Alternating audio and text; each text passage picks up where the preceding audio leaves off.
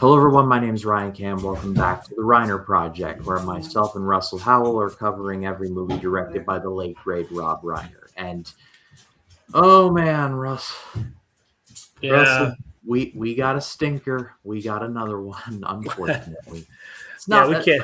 I must retract because I was texting you offline when I was watching this. I was crashing out. I'm like, this is terrible. This is as bad as North. And I've had a chance to really think about it. It's not North bad, but this was a miserable watch. Yeah, I think it's because a lot of the movie is just so toxic. Like you get a lot, like in the you know what I mean. You kind of like obviously you're dealing with a married couple played by Michelle Pfeiffer and Bruce Willis, married, but then it kind of like it backtracks. It'll show things present and then it'll backtrack to when like things were good and then currently where things aren't good, and it does that the whole entire time. So I get it where it could be one of those things where you know you get a little like Debbie down, but I mean for the most part, I think it's to me it's one of those things where I feel like it's like accurate though, just because not to that extent, but like just relationships in general. You have times where there's great times and there's the bad times. There's great times, there's bad times. So like I mean again, but it's in like how Reiner words it. It's the story of us. Like you're gonna have those times that you're gonna have good, you're gonna have bad. So I mean I kind of understand that, but I feel like this one, like how you said, it's just divorce type thing. Yeah. Well, we'll get into It's done. we'll be talking about the story of us this week, and we'll get to that in a second. But just a bit of a brief programming note: this is going to be the last Reiner Project video for quite a while because Russell and I have been brainstorming. I mean, we're always brainstorming. That's just in our nature to brainstorm. But considering what's coming up a little later on this year, we're going to pivot from what we normally talk about, and we're going to do a special deep dive series, and that's going to be not replacing totally but supplanting like what we're going to be doing for the next few months, and we'll touch on that at the end of this episode, but just something to keep in mind. But for right now, let's just rip this band-aid off. Like, comment, subscribe, we greatly appreciate that. Let's get into the story of us. In 1999, I know a little bit about that year on this channel, starred Bruce Willis, Michelle Pfeiffer, and Rob Reiner, who is obsessed with his ass, but we'll get to that when we get to that. It tells the story of a married couple played by Willis and Pfeiffer who have been together for 15 years. They have 2 kids, nice house, good jobs, and they're completely miserable with each other, to the point where when they send their kids off to summer camp, they mutually decide to try separation and see what happens. They keep meaning to divorce each other and dwelling on the bad times, but something is preventing them from doing so. And yeah, this one's a tough one because I feel like I know what Reiner was maybe trying to go for with this, because he did When Harry Met Sally, and then it's like what happens after the kiss on New Year's Eve? Like, what happens if Harry and Sally just get sick of each other? So I kind of admire the energy of what he was trying to go for, but this was not it. It just wasn't. I mean, it's definitely out of the wheelhouse of what you're used to and I guess accustomed to with him. But like I said, like I spoke earlier about it, I just think that it is accurate enough to where it does kind of mimic real life where you would have these big blow ups over something small, or just things in general like that. So I mean, for me, I can see it, but I can see where like this is definitely a hard pivot for Reiner. Obviously, if we look at what he's done, yeah, like see the dogs agree. With obviously When Harry Met Sally, it's and then even like The American President, where you have a romance too. You know what I mean? This one's definitely a hard left, just because it deals with that whole like, what if you do get tired of each other? Honestly, the movie that really does this the best is Before Midnight, which is the concluding entry in the Before trilogy. You got Before Sunrise, Before Sunset, and then Before Midnight, where everything happens there. If we Hmm. ever do Linklater, we'll cross that bridge. But the point I'm trying to get at is that I admire what he was trying to go for, but it just was shoddy execution. From the word go, Willis and Pfeiffer are fighting with each other constantly all of the time. And to your point, even over the smallest things. And Yeah. I I'm not married. I hope to have the privilege one day, but if I've been around enough married people to know that fights like this don't happen all the time, right? And I was Yeah. just I sitting mean, there thinking to myself, just divorce. Like yeah. it Yeah. clearly you don't have anything for each other. So like just divorce and get it over with. Yeah. I mean, to speak on the whole Mary thing, yeah, I mean, but there's times where you get like I said before, like there's times where it's not going to be all perfect. You know what I mean? And those are the kind of moments or whatever you kind of have to kind of sail through and chart the course. Obviously, there's times here, and I mean, in some relationships probably a little bit more than others. Obviously, this one shows a lot more negative happening, but then there's always that reason why they got together in the first place clip. You know what I mean? Where you see, okay, yeah, that these guys really, there's a reason why these guys married, had 2 kids. You know what I mean? So you can kind of see that too. And I think he tries to do the best he can, trying to teeter that line. But yeah, to say what your thoughts about it, it's one of those things where it's like, yeah, it can't be just Debbie Downer, pretty much. You know what I mean? And what's even more devastating for this film is that like okay, maybe a fight every once in a while, okay, or maybe see what like led up to this, like okay, but then like it's like every other scene they're just at each other's throats, and it's just this vicious cycle of oh maybe we're not so bad for each other, and then they fight again, and it gets so old after 20 minutes. And like you're stuck with these people for the whole movie. And Bruce Willis is a talented actor, Michelle Pfeiffer is a talented actor, but they can only do so much. You got to watch The Invite. Speaking of kind of relationships and kind of like looking at, did you get to see that yet at all? No, Um, I really want to though. do so because it kind of navigates. I was thinking of that just because it deals with marriage and stuff like that, and it's brand new. So I think Olivia Wilde does a really great job navigating that as well. But it kind of plays into this basically like what happens after how you said what happens after the clock strikes midnight at New Year's. What happens after that? What happens if the you know um, the ride stops? Like, what do you do? What happens then? What do you do? You know what I mean? And I think this. I think Reiner does a good enough job trying to navigate it, but I think this is a little bit out of this wheelhouse at the time because you figure at the time the two romantic films that he had with Princess Bride and American President, they all had like happy endings. You know what I mean? And then to top all that off, it's like you're surrounded by these people who aren't exactly likable either. Like Willis goes to this dinner with his two friends, one of whom is played by Rob Reiner himself. And like they're having Yeah. just the this conversation, and it's just like I said, Rob Reiner's character is obsessed with his ass in this, and it gets real old after a while. I'll get to this one moment in a second, but it's like the other guy at the table's like, no, we need to clean up the conversation around here. So anyway, this other guy, and he talks about a guy pleasuring himself to his secretary. Like, what are we doing? Yeah. That's not funny. Like, I'm sorry, it's Yeah. not funny. Yeah, I mean, it's not funny in any sense, but I mean, I think in '99 dialogue, you could have got away with a little bit more things, obviously. Yeah, yeah. But I And think, I think, it's I think now, obviously, that'd be a little bit more questionable.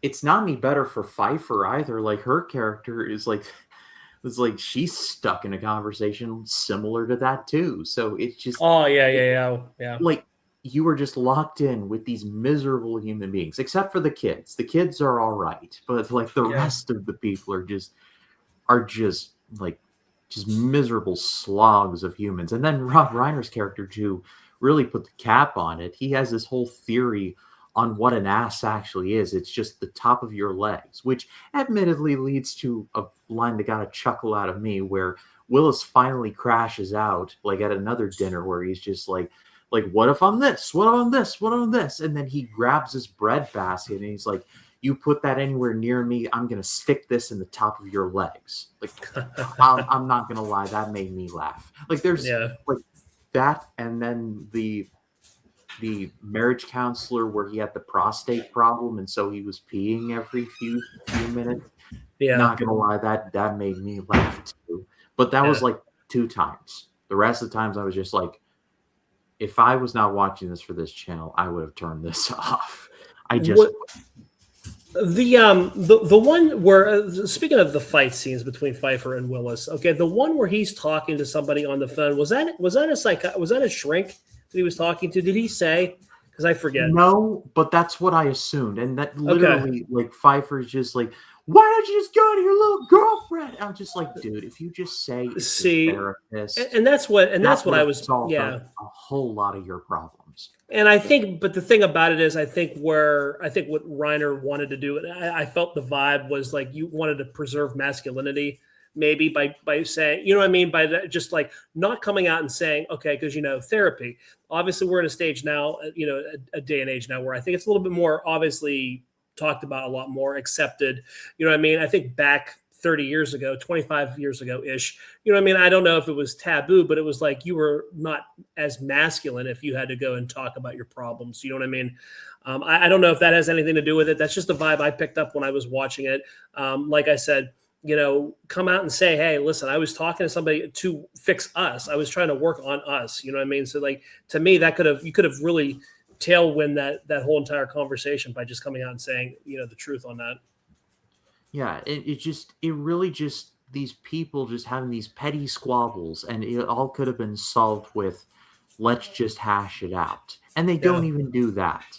And then, it's just, man, and like you said, you're just like, the movie's 90 minutes, and it feels way longer than that. And then you're like, Willis finally moves out of the house. I'm like, hallelujah, some forward progress. Yeah. And then like they're even miserable without each other, and I'm just like, man, adults, like, what are we doing, people? Come on. I mean, we have original music from Clapton. I think that's always a good thing. Yeah. I'm a bit of an Eric Clapton nerd, so that was a very nice. It's very pleasant on the ears, anyway. Yeah, for sure. So I mean, I don't know. I think that's always nice. But yeah, like I said, I mean, it's definitely one of Reiner's kind of forgettable films for sure. But I think Pfeiffer does a pretty good job. I think they both try to do the best they can, trying to push this movie along. It's tough when you're going back and forth and you don't know how to feel about the couple, because you're exposed to toxic bad, then you're exposed to lovey dovey. You know what I mean? So it's like, what do you want us, like, where are we side at? Obviously, spoiler alert, I mean, they stay together. Yeah. Mm-hmm. But like, to me, I mean, I'm glad, because like, obviously you want to try to like work things out. You want to be lazy about it. You know what I mean? Like, you at least want to give things an actual effort and a go. You know what I mean? So I appreciate that. I just think, like you said, it's 90 minutes of like trying to get to that finish line. It's like, oh my God, Like, to your point, there's got to be a balance between like just fawning over each other and just at each other's throats. There's like that little happy medium, and it sits in a movie called Before Sunset. It's an absolutely fantastic one. Everyone should watch it. Yeah. But the part of this movie that just saves it enough to where I wouldn't go full horrid on my scale is the ending, where they go to pick up the kids. They've made up their minds. They're going to tell them. And then like we should go to this restaurant because it's too loud. Like, we'll be able, like, no, wait, scratch that, reverse that. We should go to this one restaurant. It's quiet. We can talk. And instead of this other restaurant where it's too loud, you can't hear yourself. Like, I can't remember the name of the restaurant off the top of my head. I think it's Chow Fans, but I could be wrong. But get the kids in the car, and then it's like, are you coming? Like, Willis to Pfeiffer, and Pfeiffer is like, no, I want to go. And she just unleashes like this whole thing of like I don't want to leave you. I want to figure it out. And it's just a beautiful monologue. And I wish I could quote it, but I just can't pull it from memory right this second. I'll put the clip here somewhere. I know where we keep the Bactine and what kind of mood you're in when you wake up, by which eyebrow is higher, and you always know that I'm a little quiet in the morning and compensate accordingly. That's a dance you perfect over time. Yeah. But like that whole scene was great. And they Yeah. finally make up and it all works out okay. And they just realize, it's complicated, but we're going to try and figure it out together. And it's like, thank you. But Well, we didn't have to yeah. suffer through all that just to get to that. No, Did I mean, we?